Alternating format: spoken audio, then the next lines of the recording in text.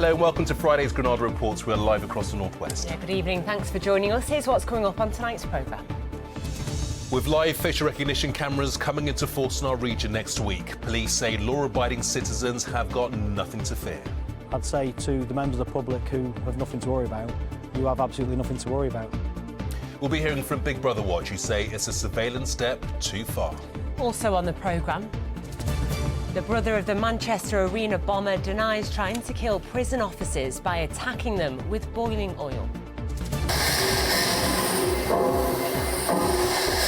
Getting all steamed up, how one of our region's museums has reopened its famous engine room for all to see and hear. Why tailors of Stockport might just be the best chippy in the land.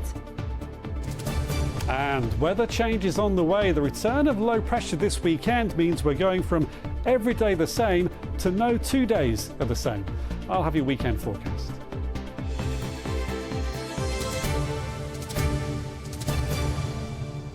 So first tonight, the rollout of live facial recognition technology by police across our region. The Home Office has funded 2 specialist vehicles carrying cameras which can focus on crowds or busy streets and find the faces of people on police watch lists. And while Greater Manchester Police are the so-called host force, the cameras can and will be used right across our region where the police say they are needed. Well, police say the technology, which goes live next week, is being put in place to reassure the public. They say if you've got nothing to hide, then don't worry. But critics say it's a surveillance step too far. Our correspondent Elaine Wilcox has more.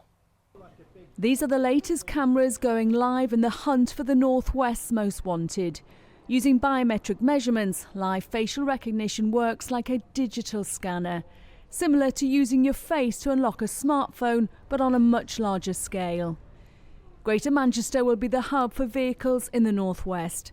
The officer in charge says it's targeted, intelligence-led policing to support neighbourhood teams. I'd say to the members of the public who have nothing to worry about, you have absolutely nothing to worry about because the software automatically deletes any images and there is no retained record that you might otherwise get with other CCTV systems. The live facial recognition only alerts officers if your image has been uploaded to what's called a police watch list. That's if you're a suspect of a crime or a vulnerable missing person and you walk through what's called the recognition zone.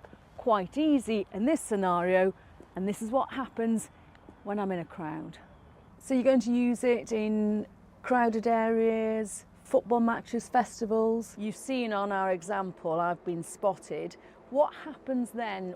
The software detects your face. I can then look at that image and I can say, yes, I think that's the same person. So there's a human eye looking at it as well as the software. I think that's Elaine. And Elaine is wanted for, an armed robbery or something like that. Those officers will then go over, locate you and speak to you as they would do if they had any other information from any other source that you wanted. Critics warn the tech is a slippery slope to more surveillance without consent. But GMP says it's a vital tool and can offer reassurance after major incidents, such as the synagogue attack in Manchester. Live facial recognition could be another tool that we could deploy in the right circumstances into those communities to give that extra layer of reassurance and confidence. And we do know that sometimes criminals go back to scenes of crime. Yeah, I think that's another future use case for this, is where we've had a serious crime and there might be a cordon in place with a real overt policing presence. Again, if we were to deploy this capability and individuals were to return to the scene and we suspected them of being involved in the offence, this will bolster our ability to identify them from within a crowd and take positive steps. The vans will be available to forces across the Northwest. They'll go live first in Sale Town Centre next week. Elaine Wilcox, ITV News, Manchester. Well, Elaine mentioned there that the facial recognition scheme has its critics, and a short time ago I spoke to Jasleen Chagger from the privacy and freedom organisation Big Brother Watch, and I started by asking her why they're so worried about it. I'm extremely alarmed by this announcement. You have to remember that the way facial recognition works is to scan the face of every single member of the public as they walk by and take a biometric map of their face, which is information that's as sensitive as their DNA or their fingerprints. And that's really a reversal of what we've seen before in this country, because policing is historically targeted and intelligence-led, and this reverses that by treating everyone as a suspect by default. So it's completely disproportionate, and I think we should be very worried. I mean, the police have said that images will be deleted if they're not needed immediately after. Does that not make you feel better? You shouldn't have to have your most fundamental rights and your privacy infringed as you go about your daily life. What this technology does is put the burden of policing onto the entirety of the public. Instead of targeting serious criminals, it's everyone else who has to have their identity checked as they go down their high street. It's completely disproportionate. Is it any different to having CCTV cameras everywhere? It's completely different from CCTV cameras because you can be subjected to it without your consent or knowledge. If someone takes your fingerprint, they have your thumb in their hand and you're aware it's going on, but facial recognition can happen from a distance. I mean, we heard in Elaine's piece there, the police saying if you've done nothing wrong, you've got nothing to worry about. Well, I think we all have something to worry about from building a mass surveillance infrastructure, but that's also simply not true, because we know people are misidentified by this technology, and the rates of misidentification are higher for people of colour and for women. I mean, I guess there'll be many people saying that if it helps police catch suspects or potentially vulnerable missing people and keeps people safe, surely, that's got to be a good thing, and the good outweighs the bad. I think we all want to have serious criminals off the street, but subjecting the entirety of the population to intrusive identity checks as they go about their daily lives isn't the way to do it. Remember that the people that the police are putting on these watch lists are known to them. So instead of going and knocking on their doors and doing proper investigative work, they're relying on this technology. They're replacing police with cameras to do their work for them. And fundamentally, I think that's lazy policing. And it's using this shiny tool as a replacement to actually fixing the foundations and making policing work. This technology is going to be used next week when they'll go live, first in Sale Town Centre. Is there anything you'd like people to keep in mind ahead of that? I think before this continues to expand, before facial recognition becomes something we just have to put up with on our high streets, this is the time to write to your MP, express your concerns to the police, and let it be known that you aren't okay with this technology. The police in Manchester are already talking about this being used at sporting events and music venues. We shouldn't be subjected to intrusive identity checks and biometric surveillance as we go about our daily life just for the police to do their job. OK. Jaslyn Chagger from Big Brother Watch, thanks so much for your time. Thank you. Yeah, very interesting points from Big Brother Watch there. If you've got a view on this, please do get in touch. Email is, of course, the best way. Send your message to granada.reports@itv.com. Well, next tonight, and Hashim Abedi, the brother of the Manchester arena bomber, has appeared in court to deny launching a terrorist-style attack on prison officers. Yes, Abedi won't go on trial until 2027, but was appearing to went to a plea at the Old Bailey in London. From there, our correspondent, Leisha Manali, reports. Well, Hashim Abedi appeared here at the Old Bailey via video link from HMP Belmarsh. That's a high-security prison in the south of London where he was surrounded by prison guards wearing protective riot gear. Abedi is already serving a life sentence for his part in the Manchester arena bombing, although today's case relates to an alleged incident that happened when he was already in prison in County Durham back in April this year. The prosecution told the court that Abedi had been allowed to use cooking equipment on that day and that he used hot oil and a makeshift knife, which he'd made himself, to attack 4 prison guards, 3 of whom were taken to hospital with serious injuries. He's been charged with 5 counts relating to this incident, 3 of attempted murder, 1 of assault causing actual bodily harm, and a final offence of possessing an offensive weapon inside prison.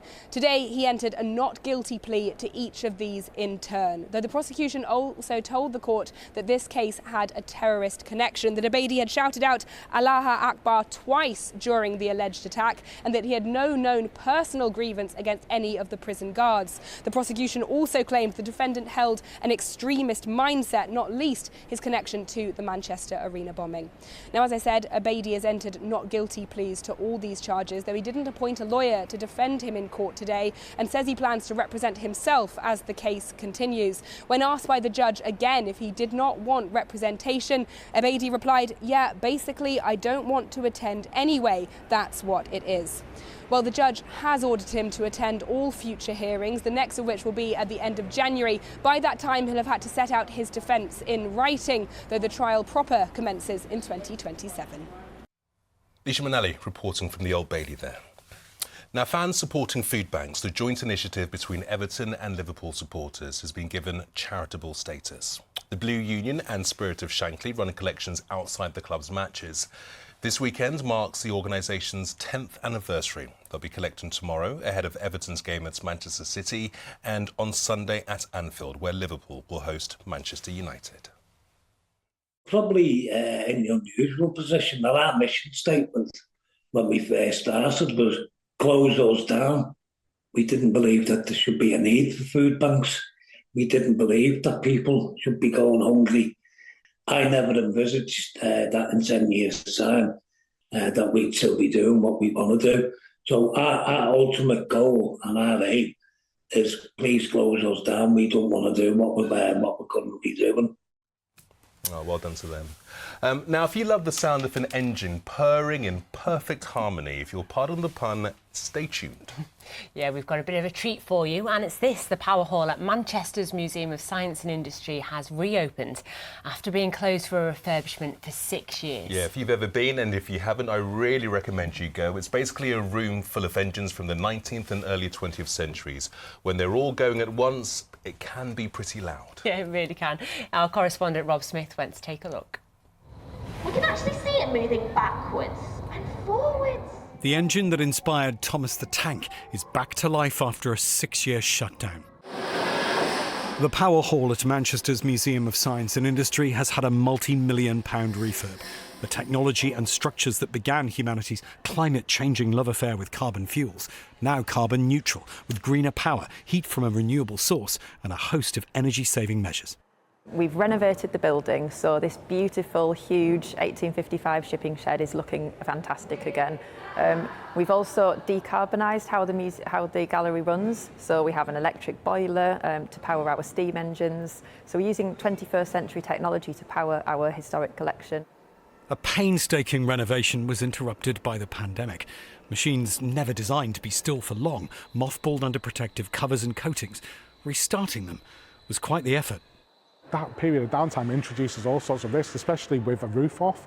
You get the environmental risks, a lot of damage, a lot of corrosion. And so there has been an enormous undertaking to just to clean them up. So, let me tell you how it works. The first school group to visit today heard and saw previously untold stories. Stories of the remarkable women who engineered and worked at the heart of the Industrial Revolution. How inspirational has it been? It's really good because in the future we might do this as well. Especially girls coming from an all-girls school, because it's just amazing to think that they were a part of all of this. Because a couple of years ago you wouldn't really think of a woman working in engineering, but I like how it's all diverse now. The museum's also telling the stories of those exploited by Manchester's cotton trade, both at home and abroad. We've been really working hard to research and revisit our collections to tell a more complete story of Manchester's history. You can hear stories of how that engine powered a cotton mill that was using material that was picked by enslaved people. Where the world's first passenger railway began, they're starting new conversations about this city's past. Rob Smith, ITV News, Manchester. I am so excited about that.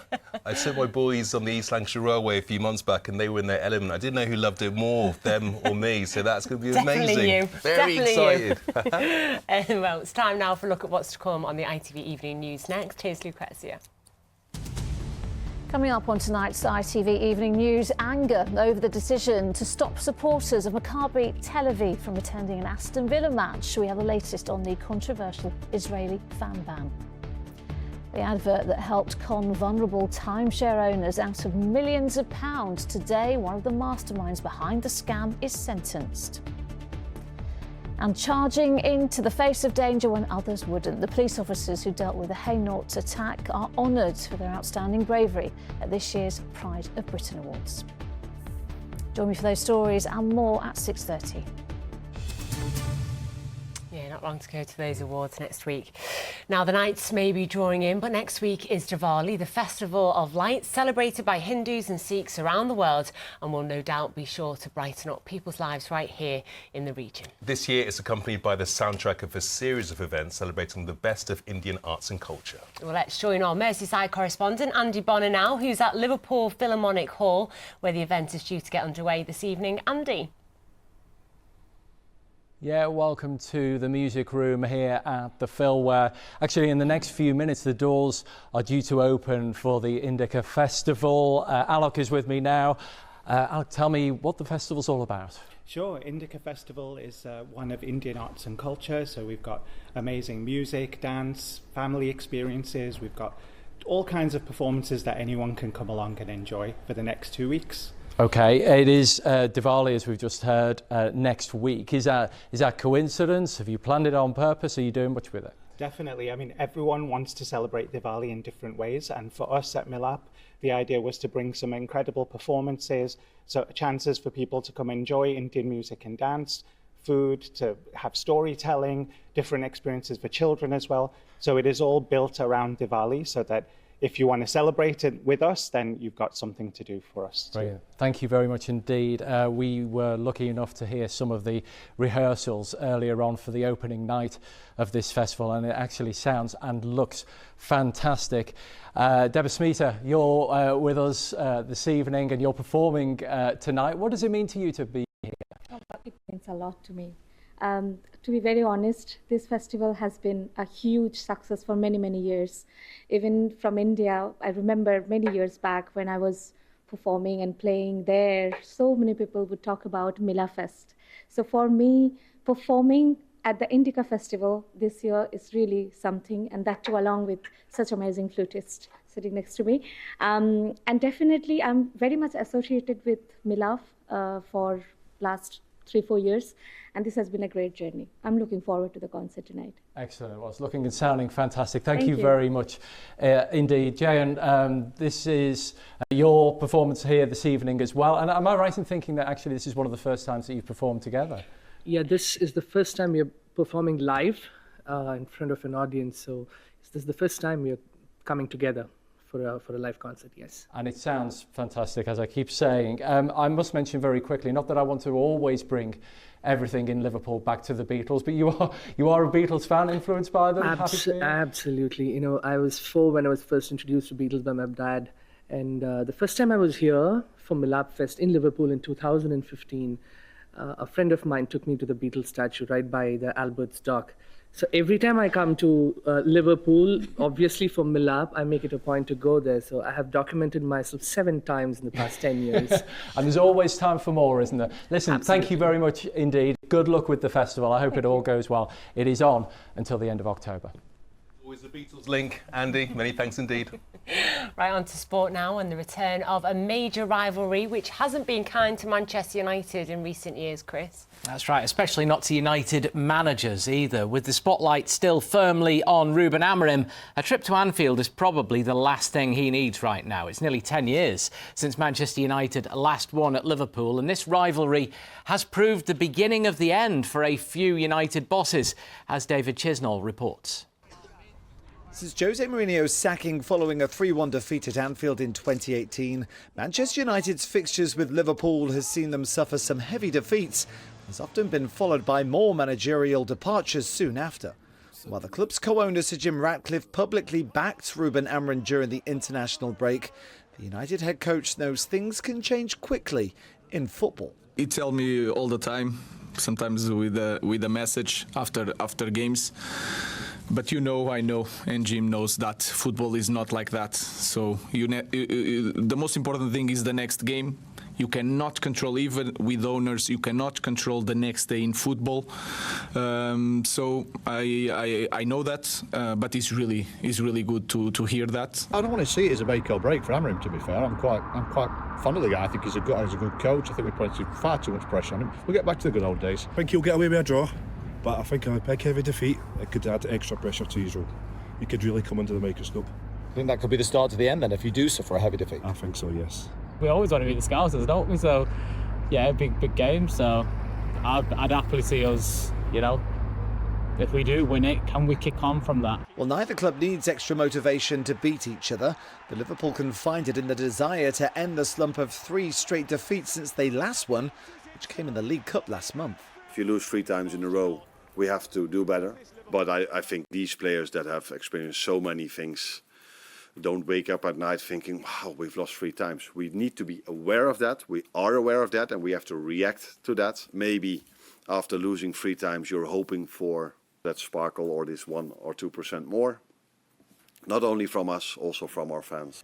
Liverpool against Manchester United always attracts worldwide attention, as well as worldwide fans. We've come from Sydney, Australia, actually Liverpool in Sydney, Australia. Half my family is the Manchester United supporters. We're Liverpool supporters, so this is a family derby, basically. Yeah. You want the bragging rights, I presume, then? Oh, well, 100%. This is the biggest game for the season for us, always has been and has been since the day I was born. We're on top at the moment. OK, we've had a little bit of a blip, but I'm sure we'll bounce back. And what a time to do it against the Manx. I can understand why we're not playing as well. There's a lot of chemistry that needs building up. Do you think this is the perfect weekend then for chemistry to click? Definitely, I've got my money on it anyway. With the history of these 2 rivals, Anfield awaits what remains the biggest game in English football. David Chisnell, ITV News.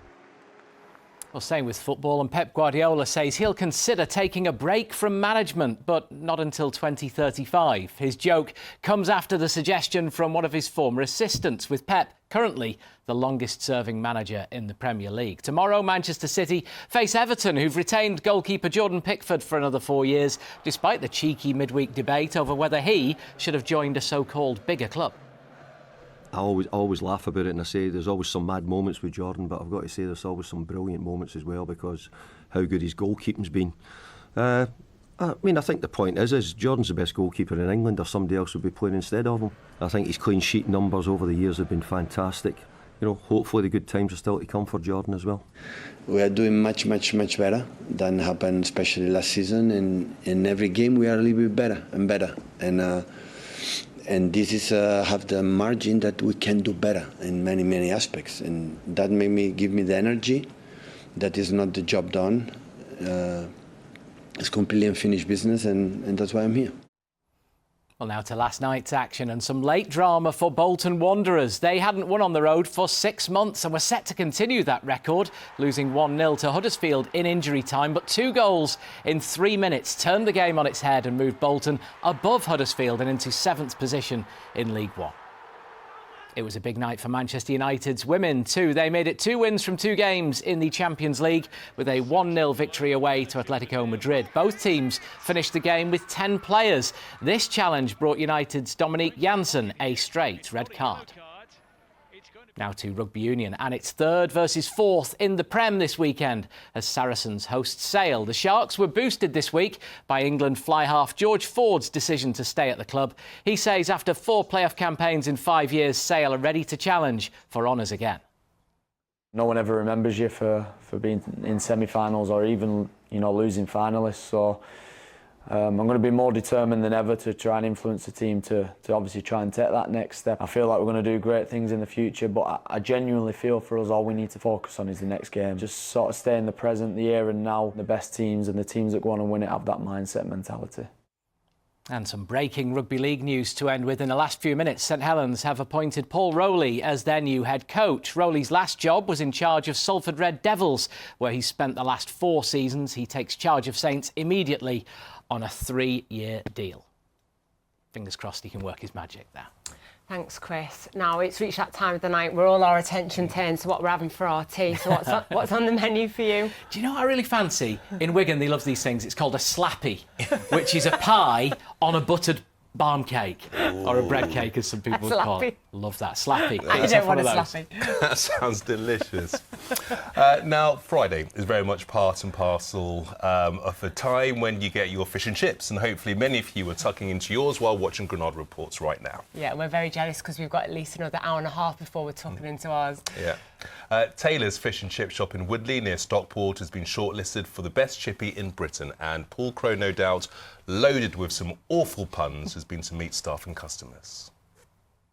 Meet the team of high fryers hoping to win the National Fish and Chips Award 2026. Yes, just a couple more minutes will do for those, I think. You don't have to be a brain sturgeon to see how popular Taylor's Chippy on Woodley Precinct near Stockport is, and why they're packed in, well, like sardines, 5 days a week. No wonder it's down to the last 20 in the competition. The other finalists may take a battering from the staff at Woodley, as perfection is everything. You get your batter, your fish, pick it up by the top, just like this, and then just put it in once so it's all covered, and then 2 strokes so there's not too much batter, and then straight in your pan. Not on the menu, but on the wall of the chippy is owner Anne's OBE, a clear sign she knows her onions. Oh, and her chips, and her fish, and her sausages, and her gravy. We'll have been in fish and chips 60 years next year, and I think you've got to move with the times. I'm passionate about the young people and bringing the next generation in. Obviously, we look at loads of things like sustainability, the quality, customer service, the package really. Anne took advantage of a recent rebrand at the chippy. She says there's no time to be coy about creating a successful business. When we actually got this company that came in that did the rebrand, it was quite hard to take really, but it was quite stark and quite white and not very welcoming, and now it's just absolutely buzzing, as you can see. Plates don't stay full for long. Is this making anyone else hungry? And customers say this is the place to eat. Oh, it's just lovely because it's community and sitting and meeting people, and the banter's good. I have a crack with some of the staff as well. On average, the chippy serves around 500 portions of chips a day. That's 2,500 portions a week, 10,000 portions every month. Oh, come on! The overall winner will be announced at a posh ceremony in London in February.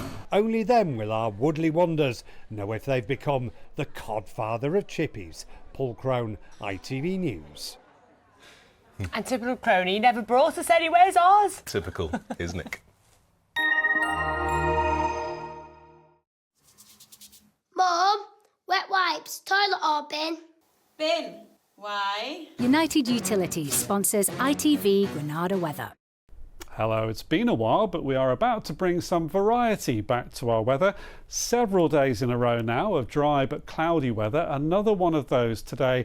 Does change over the weekend though. Something a bit brighter tomorrow ahead of something wetter on Sunday. So the big picture is changing. High pressure, which has kept us settled dry, if rather cloudy, is about to move away, allowing low pressure to move in from the Atlantic. Now ahead of it tomorrow, something breezier and brighter. As this rain moves in on Sunday, it'll be windier for a time, may just clear on Sunday to allow some late day brightness. The low pressure will stick around into next week, so next week is looking much more changeable.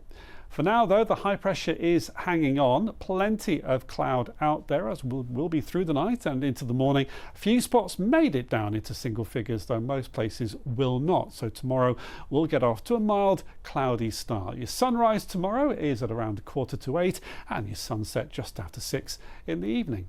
After that cloudy start tomorrow, the breeze is going to play an important role. You'll notice it picking up during the day. It may introduce the odd light shower, but otherwise it stays dry. But it will lift the cloud a bit. There'll still be a lot of cloud tomorrow. It will just be a little bit brighter and temperatures around about 12 to 14 degrees. Follow the timeline of this rain though. Saturday night it gets into the Isle of Man, quite quickly elsewhere into the morning, clearing to allow some late day brightness, but with the rain it will be quite windy at times on Sunday. So a significant weather change on the way, and as you can see into next week, the changeable weather will stick around. Cleaned up well. United Utilities sponsors ITV Granada weather. A couple of your views about those facial recognition cameras. Ben says that he is 100% behind police using facial ID, saying if you have nothing to hide, there is no issue. Yeah, James says it's all about control. Maxine says she doesn't see a problem with facial recognition at all. We'll see you later. Bye-bye.